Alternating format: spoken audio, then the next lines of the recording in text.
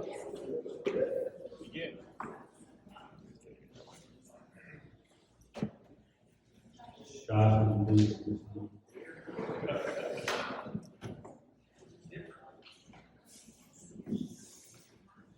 of all, I want to welcome everybody and thank you all for coming and celebrating this occasion with us. I want to start by welcoming the community Rabbanim that are here, Rabbi Finkelstein, Rabbi Klein, Rabbi Greenblatt. We're saddened that Rabbi Nata and his wife are not able to join us. Also, the Clay Kodesh of the community, Rabbi Owen, Rabbi Gersten, all the teachers that are here, the Rabbanim of the Memphis Kollel, Rabbi Wendy of the Kollel Torah. Welcome. I also want to welcome Rabbi Feigenbaum and his representative from out of town, our former rabbi, as well as Rabbi Schreiber, who was the previous dean of the academy several years ago. I want to thank, this time in their presence, at least some of them are here, Barry Yotam, John Welcher, Stephanie Wexler, and Jacob Davis, and the entire Archimania team who helped design this building, as well as Brett Grinder, Jay Weber, and all the folks at GTG, and Brenda Salamito, for all your help during this entire process.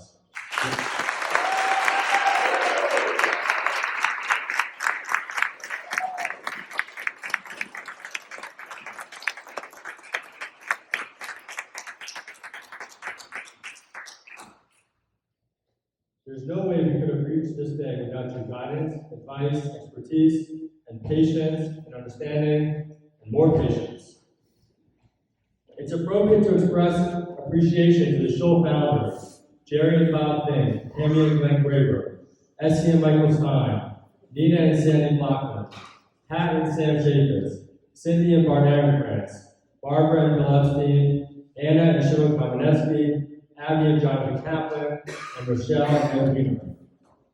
It is likewise appropriate for me to personally thank my predecessors for getting us here, getting me to this point. All the past presidents. Over the years, you each readied the ship in your own ways and prepared us and me for this historic moment. Our current board played no less of an important role. Meetings that lasted hours to discuss and approve of our current standing. It was a task that none signed up for, and the precedents for this degree of participation had not yet existed, but all enthusiastically and respectfully engaged in it. I also want to mention that much of what we have become has been shaped by all of our rabbis. While they all could not be here, I do want to thank on behalf of the entire shul, Rabbi Silver, Rabbi Milevsky, Rabbi Feigenbaum, and of course, Rabbi Mills. I want to again thank the building committee, Josh Kahane, Jonathan Kaplan, Sarah Armstein, Sarah Davis, Sarah Brocco, Michael Burnham, Dina Davidowicz, Esther Katz, Michael Krupp, Rabbi Mills, and Michael Nogan for all your hard work, last-minute meetings, late nights, and long days.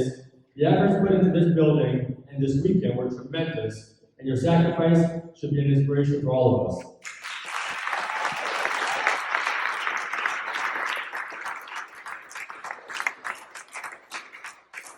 This entire weekend is the byproduct of the dedication committee. They added meaningful elements and worked tirelessly throughout the weekend and in advance of it. Karen Rubenstein, Corey Oxman, Thomas Schneider, Cindy Ehrenkrantz, Ari Rashkin, Eric Schubert, Lena Valeriano, Jessica Sukadolski, Jonathan Kaplan, Alana, and Josh Kahane. I also must mention the unbelievable help we received from Esther Katz and Sarah Freedom. Thank you all so much.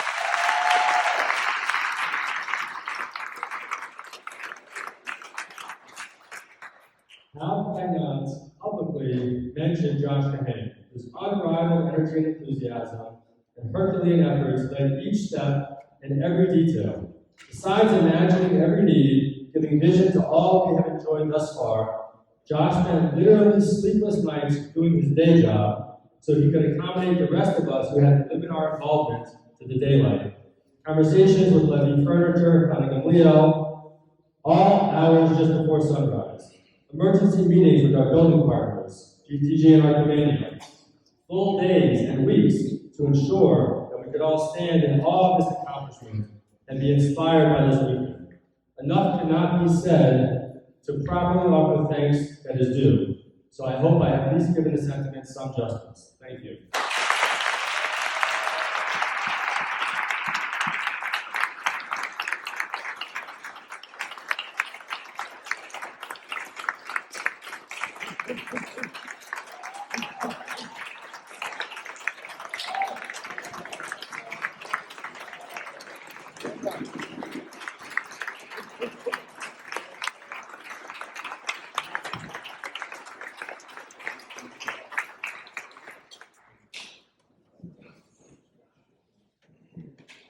+20 years ago, a small kahila founded a new home in a triple wide trailer on Yates and laid the foundation, possibly without realizing it, for the future of Torah Memphis.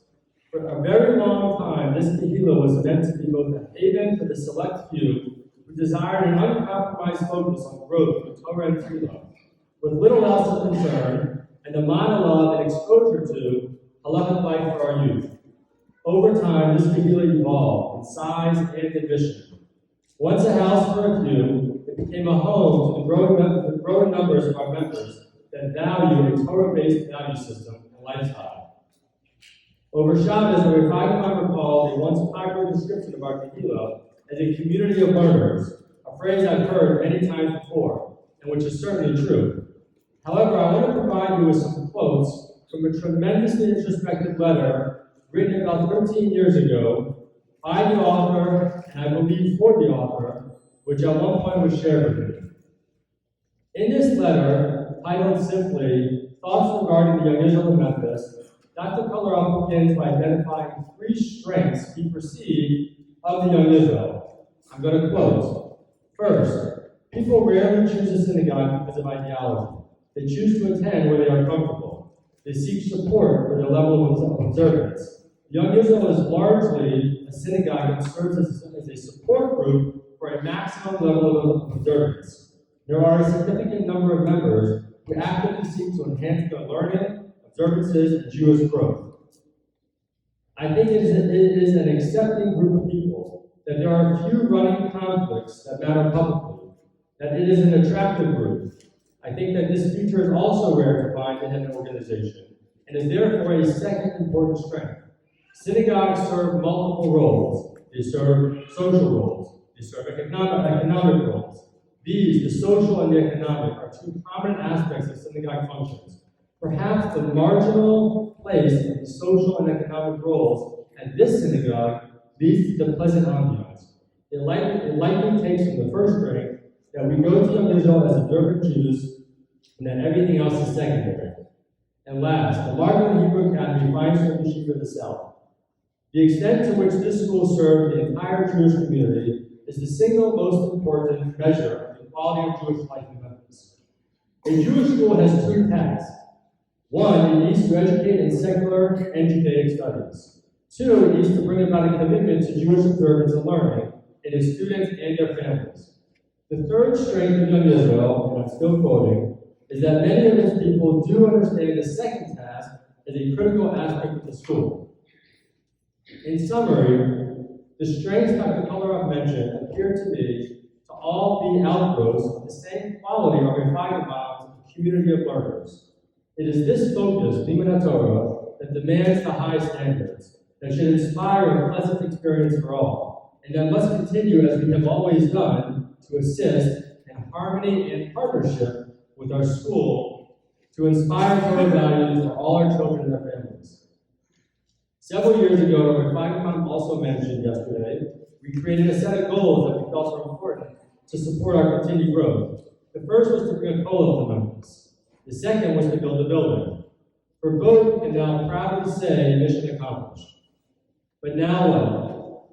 As this is our Chanukas Habayis, and as Ramel shared with us yesterday, the idea behind any type of pinna is to guide towards an ultimate purpose. We are dedicating this building. What are we dedicating it for? What do we hope to accomplish in this basic Knesset? How will this shul help me, my family, and my community grow? A few months ago, I commissioned a group to discuss who we are and what values should guide us as a kahila, what our fundamentals are. Not surprisingly, the results were more of a reminder than a collection of new values. Torah, Tefillah, and community. In a summarized version, we are a community committed to Torah learning and opportunities and recognize and support our Rav as our spiritual leader. We value Tefillah as an opportunity to connect with Hashem. We respect the dignity of our space and those who are in it, and we commit to a serious and inspiring Tefillah. We understand the importance of community involvement. We accept our responsibility to be models of Torah values within the community, and we expect our members to be warm and welcoming. These are all lofty values, the totality of which is rarely present in any one individual. Rarely can one person, or even a small group, accomplish all of this alone. So how will we fulfill our charge? You know, with the tragedy of COVID, I've tried over the months to identify some silver linings. One of the silver linings is that so many of the shuls and yeshivas throughout the world were forced to find new ways to connect with their talmidim and share shiurim and thoughts with their members. Many of us once had strong connections to other communities and other yeshivas. In my case, since leaving Waterbury, I only rarely had the opportunity to learn from my former rebbeim. This past Tisha B'Av, I was sent the link to the live keynotes in the shul in Waterbury, led by my Rebbe, Rabbi Sonnenschein. Kina Lamed Dalet talks about the Navi Zechariah. After rebuking Melech Yoash publicly, Zechariah was killed and his blood sat boiling for hundreds of years, despite all kinds of efforts to stop it. During the Korban Abayis, the Guzarada noticed this strange scene. The blood continued boiling endlessly. He inquired about it and ultimately learned the circumstances. He said that he would avenge Zechariah's death. He began killing. He killed thousands. He spilled the blood in the same place as Zechariah's blood. Nothing helped. The blood kept boiling. Kedam Yimor Mitzrayim, the Kina says, like the Nile River during the first Manda, so much blood. He looked up to the heavens and he said, How many are needed? How many sacrifices do you need? And then suddenly the blood stopped boiling. Rabbi Sonnenschein suggested that it's not enough to have the sacrifice of one or even a few. To take up a holy cause, to do something special, to fulfill our charge, to inspire and grow an entire community, it takes everyone. It takes the sacrifices of everyone. Only then is it enough. We need your help. We need everyone here to be Moser Nefesh. We need to offer a variety of learning opportunities, to celebrate shiurim,